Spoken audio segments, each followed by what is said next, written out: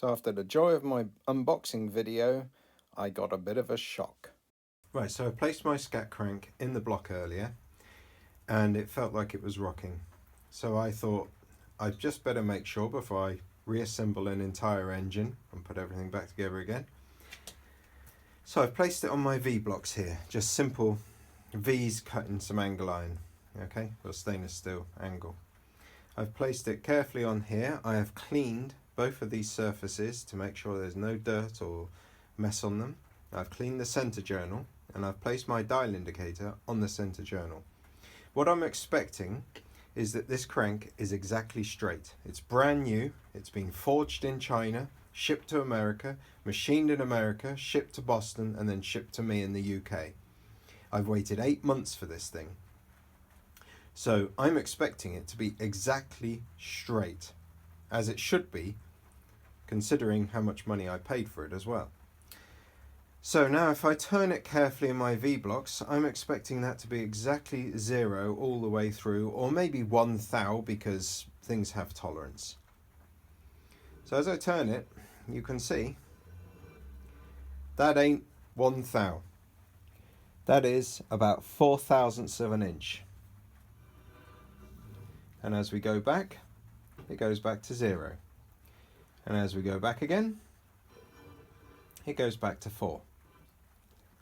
And then all the way back to 0 again. So I have cleaned all of this. I have made sure everything is absolutely perfect. I've even measured it in the block. And there, rocking it without turning it, I found that I had 8 thou of run out on the end. And since I've measured it on the halfway point, you would expect 4 thou in the middle. So this thing has got a real kink in it. And I'm at a loss to understand why. I'm at a loss to understand what I do now. I'm already massively out of pocket on this thing. I've waited 8 months for it, and I don't know. I'm really depressed.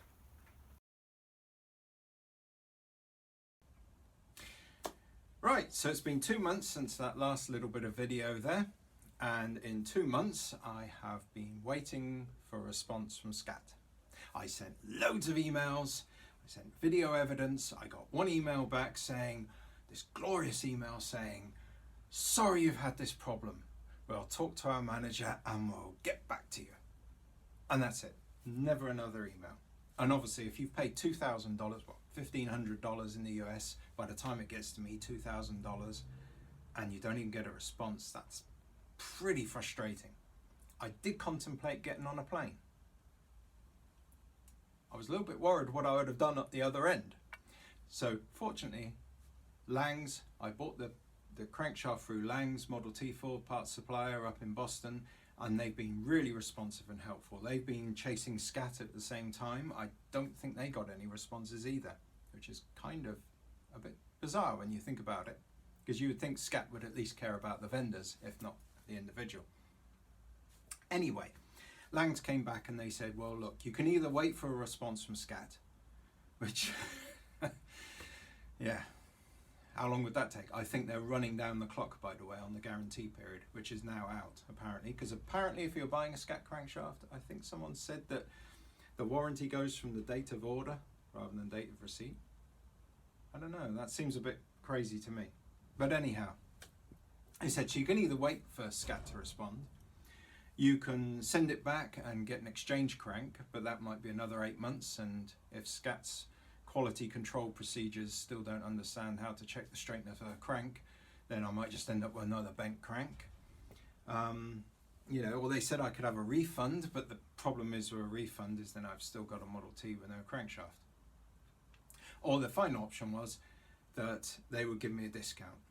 Now, I'm really hoping they got their money back. So that's obviously the option I took. It was the most logical. And I'm really hoping they'll get that money back from Scat, because they shouldn't be out of pocket. They've been tremendously helpful to me, and I really appreciate that. So anyhow, I took the option of a discount, and then I looked into how I was going to straighten this thing. So it seemed to me that the best thing to do would be go to an engineering workshop, hand over the crankshaft, and they do their magic and I get it back. The only problem is many of them had the view that they would straighten it and then they would give it a final grind or something like that. And I didn't want that to be done because I've got standard bearings, so they've only got to take a thou off the crankshaft and now my bearings are all loose. And to redo the bearings on a Ford Model T, because it's babbited, it's melted into the block, it gets pretty complicated. You know, you have to strip out the old material, pour in new bearings, melt it, the babbitt material, and then line bore the block. And you know, you're talking another $1,500, $2,000. I'm sure in America it's a lot easier than that because everyone's got the jigs to pour it in. People will lend you the boring equipment. Much easier in America. Here, complicated, and not really a route I wanted to take. So the other option, of course, was that I would just straighten it myself.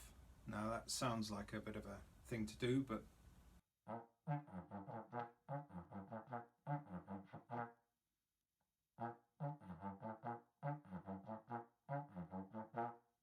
this is also in the Ford repair book, by the way.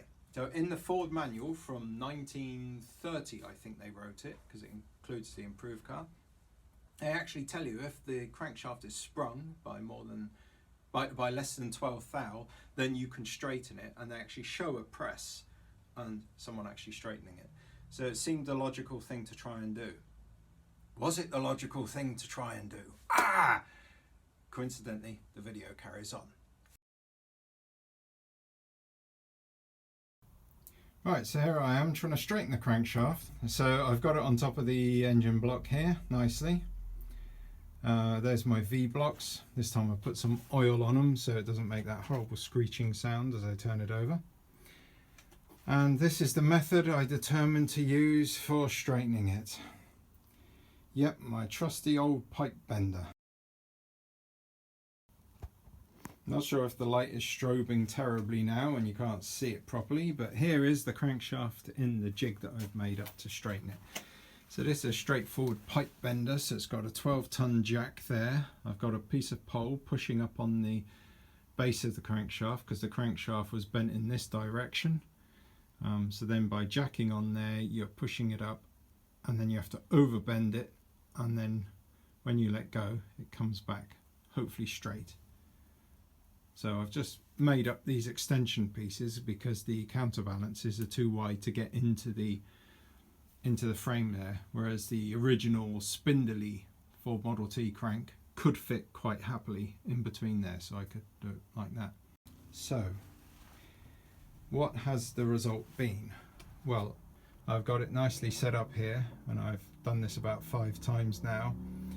And if I look on that dial now, I was consistently obviously getting the 4 thou bend before I started, even after leaving it on its end for 2 months, for all those people who think that it will straighten on its own, or that it bent because it was lying on its side. I don't know.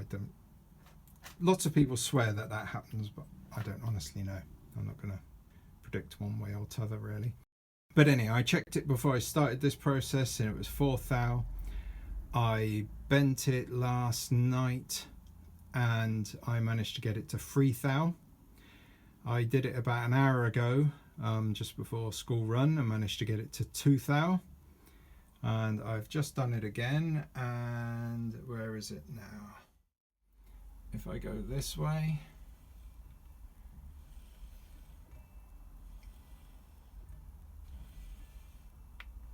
just under 1 thou. So I'm going to accept that, and the reason is it'd be nice to get it perfect, but in all honesty, I've done 6 pumps on the handle there. I'm worried that if I do an extra pump, I might deflect it 1/2 thou the other way. So the reason why I'm going to accept it at just under 1 thou is because if it's measuring 1 thou of an inch between the top and the bottom, that means from actually being dead straight, it is less than 1/2 thou out. Less than 1/2 thou. And the reason why that's an important figure is because the oil clearance on this to the bearing, when it's dropped into that bearing there, the oil gap is about 2 thou, right? So 1 thou on each side. So if it's moving up and down by less than half a thou, it's not actually touching, if you know what I mean. I mean, obviously it's being held tight, the pistons are pushing the crank up and down and things like that. But so in other words, I think half a thou is acceptable. And I seem to remember from the book that in actual fact, it's even better than that. But hopefully that's that done. So anyhow, that's the end of that video. So the next video will hopefully see me putting in some nice little bits of, what do you call that? Xing in the com rods. I've already drilled the cap holes and countersunk them a little bit there, ready for the dippers. And hopefully setting this into the block and using time saver compound to sort it all out and start that reassembly process.